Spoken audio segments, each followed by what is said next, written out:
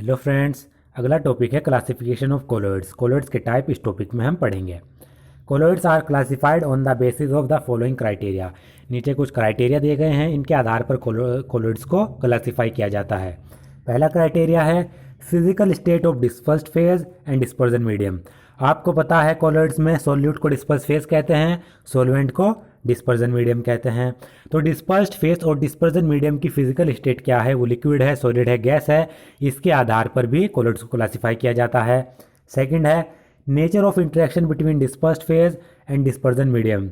Dispersed phase और dispersion medium के बीच में इंटरेक्शन किस प्रकार का होता है, वो एक दूसरे को अट्रैक्ट कर रहे हैं या फिर एक दूसरे को रिपल कर रहे हैं, इसके आधार पर।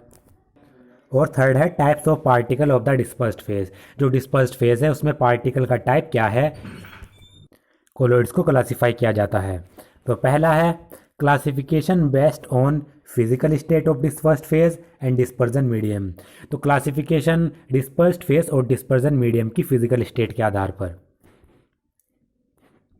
Depending upon whether the dispersed phase and the dispersion medium are solid, liquid और gases, 8 type of colloidal system are possible. जो डिस्पर्स्ड फेज या फिर डिस्पर्जन मीडियम है वो सॉलिड है, लिक्विड है या फिर गैसेज है, इसके आधार पर 8 प्रकार के कोलॉइडल सिस्टम हो सकते हैं। A gas mixed with another gas forms a homogeneous mixture and hence is not a colloidal system. एक गैस दूसरे गैस में अगर मिक्स होती है तो वो होमोजीनियस मिक्सचर बनाती है, उसको हम कोलॉइडल सिस्टम नहीं कहेंगे। उसमें पार्टिकल साइज बहुत छोटा होता है, 0.1 से 1 नैनोमीटर के बीच में। The example of the various type of colloid along with their typical names are listed in table 5.4। इसमें अलग अलग कोलॉइड्स के एग्जाम्पल भी दिए गए हैं और उनके नाम्स भी दिए गए हैं जिनको हम उनके नाम से जानते हैं। तो ये आप देख सकते हैं इस टेबल में। Types of colloidal system. Dispersed phase अगर सॉलिड है, डिस्पर्जन मीडियम अगर सॉलिड है, तो टाइप ऑफ कोलॉइड क्या बनता है, सॉलिड सोल। यानी सॉलिड फेज को, सॉलिड डिस्पर्स फेज को सॉलिड डिस्पर्जन मीडियम में अगर हम मिला रहे हैं तो कोलॉइड बनेगा सॉलिड सोल। इसके एग्जाम्पल है सम कलर्ड ग्लासेस और कुछ जेम स्टोन। ये आपको एग्जाम्पल याद रखने हैं, एग्जाम्पल मोस्ट इंपॉर्टेंट है। वो कौन कौन से एग्जाम्पल पूछे जाते हैं मैं आपको बता दूंगा। सॉलिड अगर लिक्विड में डिस्पर्स्ड हो रहा है, डिस्पर्स्ड फेज सॉलिड है, मीडियम लिक्विड है, तो टाइप ऑफ कोलॉइड सोल बनता है। इसके एग्जाम्पल है पेंट्स और सेल फ्लूइड, ये इंपॉर्टेंट है। सॉलिड डिस्पर्स्ड फेज सॉलिड है, डिस्पर्जन मीडियम गैस है, टाइप ऑफ कोलॉइड जो बनेगा उसे एरोसोल कहेंगे। स्मोक और डस्ट इसके एग्जाम्पल है, ये भी इंपॉर्टेंट है। लिक्विड डिस्पर्स्ड फेज है, डिस्पर्जन मीडियम सॉलिड है, टाइप ऑफ कोलॉइड दोनों को मिलाने पर जेल बनेगा। चीज बटर जेलीज इसके एग्जाम्पल इंपॉर्टेंट है। लिक्विड अगर डिस्पर्स्ड फेज है, डिस्पर्जन मीडियम अगर लिक्विड है, लिक्विड लिक्विड दोनों हैं, तो टाइप ऑफ कोलॉइड बनेगा इमल्शन। मिल्क और हेयर क्रीम इसका एग्जाम्पल है। हेयर क्रीम इसका मोस्ट इंपॉर्टेंट है। मोस्ट इंपॉर्टेंट इसमें हेयर क्रीम, जेलीज और आप ये देख सकते हैं सेल फ्लूइड्स। ये एग्जाम्पल में, ये बोर्ड एग्जाम में पूछे जाते हैं। लिक्विड अगर डिस्पर्स्ड फेज है, डिस्पर्जन मीडियम अगर गैस है, टाइप ऑफ कोलॉइड ये भी एरोसोल ही होगा। सॉलिड गैस में मिलाया जाए तब भी एरोसोल, लिक्विड गैस में मिलाया जाए तब भी एरोसोल। इसके example fog, mist, cloud, insecticide sprays. Gas dispersed phase है, सॉलिड डिस्पर्जन मीडियम है, तो सॉलिड सोल बनेगा। इसके example pumice storm, foam rubber. Gas dispersed phase है, डिस्पर्जन मीडियम लिक्विड है, तो फोम बनेगा, ये इंपॉर्टेंट है। गैस को जब डिस्पर्जन मीडियम लिक्विड में मिलाया जाता है तो फोम बनता है। Froth, whipped cream, soap leather इसके एग्जाम्पल्स हैं। तो ये आपको ये नाम याद रखने हैं और इसके एक या दो जो इम्पोर्टेंट एग्जाम्पल्स हैं वो भी आपको याद रखने हैं।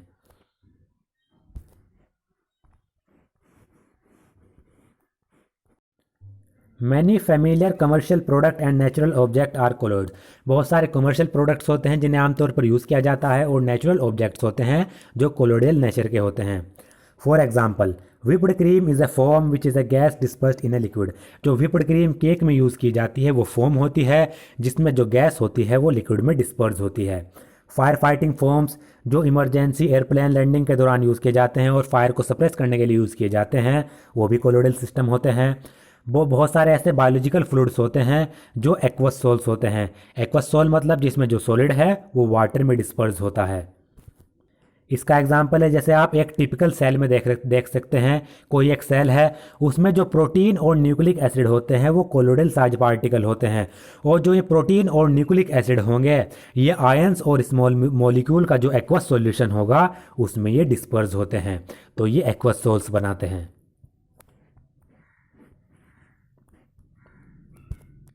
Out of the various type of colloid given in table 5.4, the most common are sols, solid in liquid, gels, liquid in solids and emulsions, liquid in liquids। ऊपर हमने जो टेबल 5.4 में अलग अलग प्रकार के कोलोइड पढ़े हैं उनमें 3 मोस्ट कॉमन सोल्स हैं, 3 मोस्ट कॉमन कोलोइड्स हैं। पहला है सोल, सोल कहते हैं जब सॉलिड लिक्विड में डिस्पर्स होता है। जेल्स, ये भी सबसे कॉमन होते हैं जो लिक्विड्स सॉलिड में डिस्पर्स होता है। और इमल्शंस, जब लिक्विड लिक्विड में डिस्पर्स होता है उनको इमल्शंस कहते हैं। However, in the present unit we shall take up discussion of the sols and emulsions only। लेकिन इस टॉपिक में हम ये यूनिट पढ़ रहे हैं इसमें हम सिर्फ सोल के बारे में पढ़ेंगे और इमल्शंस के बारे में पढ़ेंगे। Further, it may be mentioned that if the dispersion medium is water, the sol is called aquasol or hydrosol, and if the dispersion medium is alcohol, it is called alkosol and so on। Important है, तो ये note करना बहुत ज़रूरी है। अगर dispersion medium water ले रहे हैं, डिस्पर्स्ड फेस कुछ भी हो, डिस्पर्जन मीडियम अगर वाटर है तब जो सोल बनेगा वो हाइड्रोसोल या फिर एक्वासोल कहलाएगा। अगर डिस्पर्जन मीडियम अल्कोहल है तब जो सोल बनेगा वो एल्कोसोल कहलाएगा। अब अगला है classification based on nature of interaction between disperse phase and dispersion medium. Dispersed phase और डिस्पर्जन मीडियम के बीच में इंटरेक्शन का नेचर कैसा है उसके आधार पर हम क्लासिफिकेशन पढ़ते हैं। Depending upon the nature of interaction between the dispersed phase and the dispersion medium, colloidal sols are divided into 2 categories, namely lyophilic, solvent attracting, and lyophobic solvent repelling। तो dispersed phase और dispersion medium के बीच में interaction कैसा है इसके आधार पर जो colloidal soul हैं वो 2 कैटेगरीज में डिवाइड किए गए हैं। वो पहली कैटेगरी है लायोफिलिक, जो सोलवेंट अट्रैक्टिंग होते हैं, यानी इसमें डिस्पर्स मीडियम और डिस्पर्स्ड फेज और डिस्पर्जन मीडियम के बीच में अट्रैक्शन होता है, यानी जैसे ही डिस्पर्स्ड फेज और डिस्पर्जन मीडियम को मिलाया जाएगा एकदम से वो कोलोइड्स बना लेंगे।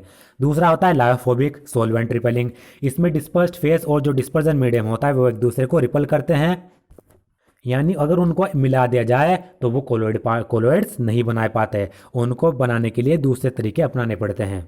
If water is the dispersion medium, the term used are hydrophilic and hydrophobic। अगर डिस्पर्जन मीडियम के में वाटर यूज़ किया जा रहा है तो इसमें जो लायोफिलिक हो जाता है उसे कहते हैं हाइड्रोफिलिक, और जो लायोफोबिक होता है उसको कहते हैं हाइड्रोफोबिक। ये हाइड्रोफिलिक और हाइड्रोफोबिक तभी यूज़ किए जाएंगे जब डिस्पर्जन मीडियम वाटर हो। Lyophilic colloids. The word lyophilic means liquid loving. Lyophilic का मतलब होता है लिक्विड को लव करने वाला, अट्रैक्ट करने वाला। Colloidal sol directly formed by mixing substances like gum, gelatin, starch, rubber etcetera with a suitable liquid the dispersion medium are called lyophilic sols. तो वे कोलोइडल सोल्स जो डायरेक्टली कुछ सब्सटेंस को बनाने से बन जाते हैं, वो सब्सटेंस क्या क्या हैं? गम, जिलेटिन, स्टार्च और रबर। तो जो ये सब्सटेंस है गम, जिलेटिन, स्टार्च और रबर, अगर हम इनको सुटेबल लिक्विड के साथ डिजोल्व कर दें, मिक्स कर दें, सुटेबल डिस्पर्जन मीडियम के साथ इनको मिक्स कर दिया जाए तो जब जाकर जो सोल्स बनेंगे वो कहलाएंगे लायोफिलिक सोल्स। गम, जिलेटिन, स्टार्च, रबर को लिया, इनको suitable liquid suitable dispersion medium में मिक्स कर दिया, वो कोलोइड्स बना या फिर वो सोल्स बना, कहलाएगा लायोफिलिक सोल्स। ऐसा इसलिए होगा क्योंकि जो जिलेटिन, मान लीजिए हमने स्टार्च लिया, स्टार्च को सुटेबल लिक्विड के साथ मिक्स कर दिया तो उनके बीच में अट्रैक्शन होगा जिससे वो आसानी से कोलोइड्स बना लेंगे। An important characteristic of this sol is that if the dispersion medium is separated from the dispersed phase से by evaporation, the sol can be reconstituted by simply remixing with the dispersion medium. और सबसे important जो characteristic है lyophilic souls की वो क्या है? अगर डिस्पर्जन मीडियम को डिस्पर्स्ड फेज से अलग कर दिया जाए, क्या करें? इवोपोरेट कर दें, डिस्पर्जन मीडियम को इवोपोरेट करके डिस्पर्स्ड फेज से अलग कर दिया जाए, और फिर क्या करें? अलग करने के बाद फिर से दोबारा से रीमिक्स कर दें, तो दोबारा से रीमिक्स करने पर ये फिर से सोल बना लेते हैं। इसका मतलब क्या है? ये रिवर्सिबल सोल कहलाते हैं। लायोफिलिक कोलोइड्स या फिर lyophilic sols are reversible sol. मान लीजिए डिस्पर्स फेज से डिस्पर्जन मीडियम को डिस्पर्स फेज से अलग कर दिया गया, फिर मिला दिया गया, फिर से सोल बना लेंगे। Furthermore these sols are quite stable and can not be easily coagulated as discuss later. और आगे जो ये लायोफिलिक सोल्स होते हैं ये स्टेबल सोल्स होते हैं और इनको कोआगुलेट नहीं किया जा सकता, इनको प्रेसिपिटेट नहीं किया जा सकता आसानी से। दूसरा है lyophobic colloids. The word lyophobic means liquid hating. Lyophobic का मतलब होता है लिक्विड को हेट करने वाला, रिपल करने वाला। Substance like metal, their sulphide etcetera when simply mixed with the dispersion medium do not form the colloidal sol. कुछ सब्सटेंस होते हैं जैसे कि मेटल हो गए या फिर मेटल के सल्फाइड हो गए, जब इनको किसी डिस्पर्जन मीडियम से सिंपल मिक्स किया जाता है तो ये कोलोइडल सोल नहीं बनाते, क्योंकि ये लिक्विड को हेट करते हैं, रिपल करते हैं। Their colloidal sol can be prepared only by special method. तो ऐसे सब्सटेंस के जो कोलोइडल सोल्स होते हैं उनको कुछ स्पेशल मेथड से बनाया जाता है, जो मेथड हम आगे पढ़ेंगे। Such sol are called lyophobic sol. ऐसे सोल कहलाते हैं lyophobic sol. These soul are readily precipitated or coagulated on the addition of a small amount of electrolyte by heating or by shaking and hence are not stable। तो जो lyophobic souls होते हैं उनको आसानी से कोआगुलेट या फिर प्रेसिपिटेट किया जा सकता है स्मॉल अमाउंट में इलेक्ट्रोलाइट ऐड करके। यानी अगर हम small amount electrolyte lyophobic sol में ऐड कर दें तो वो आसानी से प्रेसिपिटेट या फिर कोआगुलेट हो जाते हैं, या फिर अगर हम इनको हीट कर दें या शेक कर दें तब भी ये प्रेसिपिटेट हो जाते हैं। तो इसलिए ये स्टेबल नहीं होते। इंपॉर्टेंट प्रॉपर्टी है, कोआगुलेट किया जा सकता है, स्टेबल नहीं होते। Further once precipitate that do not give back to the colloidal sol by simply addition of the dispersion medium. अगर इनको एक बार प्रेसिपिटेट किया जा सका, अगर हमने इनको एक बार लायोफोबिक सोल को प्रेसिपिटेट कर दिया और फिर इनको डिस्पर्जन मीडियम दोबारा से इसमें ऐड कर दिया तो ये दोबारा कोलोइडल सोल नहीं बनाते। तो ये क्या होते हैं? इरिवर्सिबल सोल होते हैं। इंपॉर्टेंट है, ये छोटी छोटी प्रॉपर्टी पूछी जाती हैं। Lyophobic sol need stabilising agent for their preservation. तो लायोफोबिक सोल को प्रिजर्व करने के लिए कुछ स्टेबलाइजिंग एजेंट का इस्तेमाल किया जाता है जो इनको कोआगुलेट नहीं होने देते। अब तीसरा टाइप है क्लासिफिकेशन का। Classification based on the type of particle of the dispersed phase, multimolecular, macromolecular and associated colloids. Dispersed phase के पार्टिकल के टाइप के आधार पर तीन प्रकार के कोलोइड्स होते हैं, मल्टीमोलिकुलर, मैक्रो और associated colloids. Depending upon the type of particle of the dispersed phase, colloids are classified as multimolecular, macromolecular और एसोसिएटेड। पहला है multimolecular colloids. On dissolution, a large number of atom or smaller molecule of a substance aggregate together to form species having size in the colloidal range diameter। यहाँ पर जो diameter दिया हुआ है ये गलत दिया हुआ है, इसमें दिया हुआ है लेस देन 1 नैनोमीटर, बल्कि वो कोलोइडल रेंज का हमने पढ़ा 1 से 1000 नैनोमीटर के बीच में होता है, यानी 1 नैनोमीटर से बड़ा होता है। तो मल्टीमोलिकुलर कोलोइड्स में क्या होता है, जब इनको डिसोल्व किया जाता है डिस्पर्जन मीडियम में, डिस्पर्स फेज को जब डिस्पर्जन मीडियम में डिसोल्व किया जाता है तो बहुत सारे एटम या फिर स्मॉल मॉलिक्यूल सब्सटेंस के आपस में एग्रीगेट हो जाते हैं, इकट्ठे हो जाते हैं, और इकट्ठे होने के बाद जो पार्टिकल बनाते हैं उनकी रेंज कोलोइडल पार्टिकल की रेंज में होती है, 1 से 1000 नैनोमीटर के बीच में होती है। इस प्रकार के जो कोलोइड कहलाएंगे वो मल्टीमोलिकुलर कोलोइड कहलाएंगे। जैसे ये डिस्पर्जन मीडियम है, इसमें हमने पार्टिकल ऐड किए, कोई सब्सटेंस डिस्पर्स फेज ऐड किया, उसके जो पार्टिकल हैं एटम या मॉलिक्यूल वो छोटे छोटे हैं।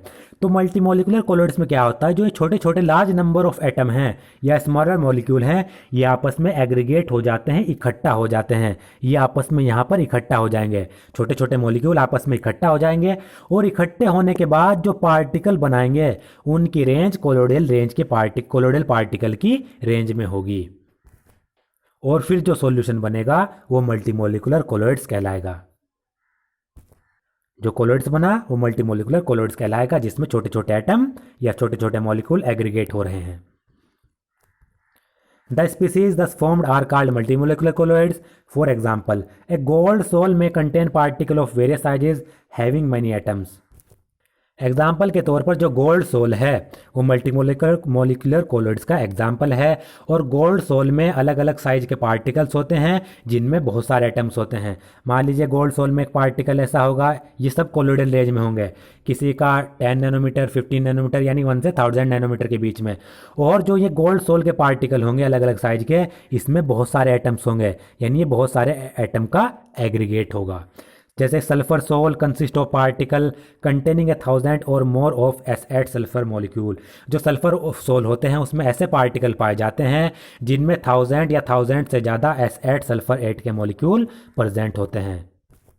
मान लीजिए सल्फर सोल का पार्टिकल है, इस सल्फर सोल के पार्टिकल में 1000 या 1000 से ज़्यादा S8 मॉलिक्यूल होंगे, यानी 1000 या 1000 से ज़्यादा S8 मॉलिक्यूल का ये एग्रीगेट होगा। आपको ये एग्जाम्पल भी याद रखने हैं, गोल्ड सोल और सल्फर सोल। अगला है macromolecular colloids. Macromolecule in suitable solvent form solution in which the size of the macromolecule may be in the colloidal range. Such system are called macromolecular colloid. जो macromolecules होते हैं जिसको हम chapter 15 में पढ़ेंगे, तो वो सुटेबल सॉल्वेंट में ऐसे सॉल्यूशन बनाते हैं जिसमें मैक्रोमोलिक्यूल का जो साइज होता है वो कोलोइडल रेंज में होता है। इस प्रकार के जो सिस्टम कहते हैं वो कहलाते हैं मैक्रोमोलिकुलर कोलॉइड्स। ये ले लीजिए, ये क्या है, हमारा सुटेबल सॉल्वेंट है। इसमें हमने कोई मैक्रोमोलिक्यूल ऐड किया, जैसे स्टार्च मैक्रोमोलिक्यूल है, इसमें हमने स्टार्च ऐड किया। अब स्टार्च ऐड करने के बाद जो इस सॉल्यूशन में पार्टिकल बनेंगे, उन पार्टिकल का साइज पहले से ही कोलोइडल रेंज में होगा। स्टार्च हमने इसमें ऐड किया, स्टार्च एक मैक्रोमोलिक्यूल है, सूटेबल सॉल्वेंट में उसको ऐड किया। ऐड करने के बाद जो इस सॉल्यूशन में पार्टिकल बने, उन पार्टिकल का साइज पहले से ही कोलोइडल रेंज में होता है। तो इस प्रकार के जो कोलॉइड्स कहलाते हैं वो मैक्रोमोलिकुलर कोलॉइड्स कहलाते हैं। पहले तो वो एग्रीगेट करके बना रहे थे, लेकिन मैक्रोमोलिकुलर कोलॉइड्स में जो स्टार्च मतलब मैक्रोमोलिक्यूल को सॉल्वेंट में ऐड करने के बाद जो पार्टिकल बनते हैं उनका साइज पहले से ही कोलोइडल रेंज में होता है। These colloid are quite stable and resemble true solution in many respect. जो ये कोलॉइड्स होते हैं ये स्टेबल होते हैं और इनकी बहुत सारी ऐसी प्रॉपर्टी होती हैं जो ट्रू सॉल्यूशन के जैसी होती है। Example of naturally occurring molecule macromolecule are starch, cellulose, protein and enzyme. तो कुछ नेचुरली पाए जाने वाले मैक्रोमोलिक्यूल हैं स्टार्च, सेलुलोज, प्रोटीन और एंजाइम।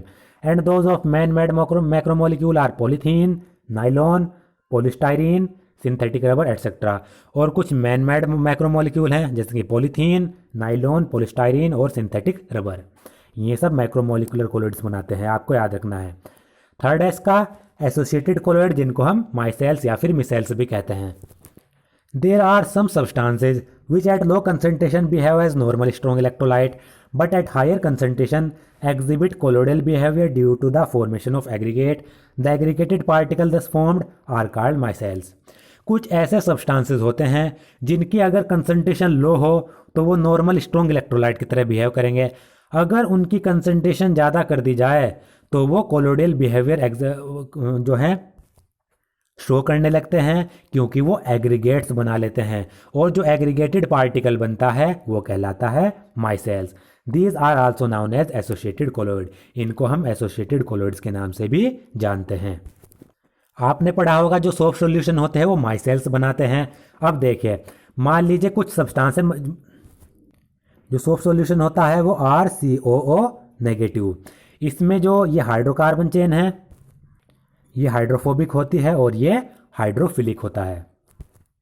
अब मान लीजिए ये सब्सटेंस है, मान लीजिए ये आयन है, स्ट्रेट आयन, ये इसमें इस तरीके का होता है। ये पीछे हाइड्रोकार्बन चेन लगी है और ये हाइड्रोफोबिक पार्ट, ये हाइड्रोफिलिक पार्ट।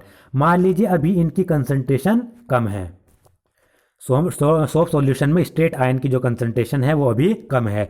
तो जब इनकी कंसंट्रेशन, इन सब्सटेंस की कंसंट्रेशन कम होती है तो ये नॉर्मल स्ट्रॉन्ग इलेक्ट्रोलाइट्स बनाते हैं।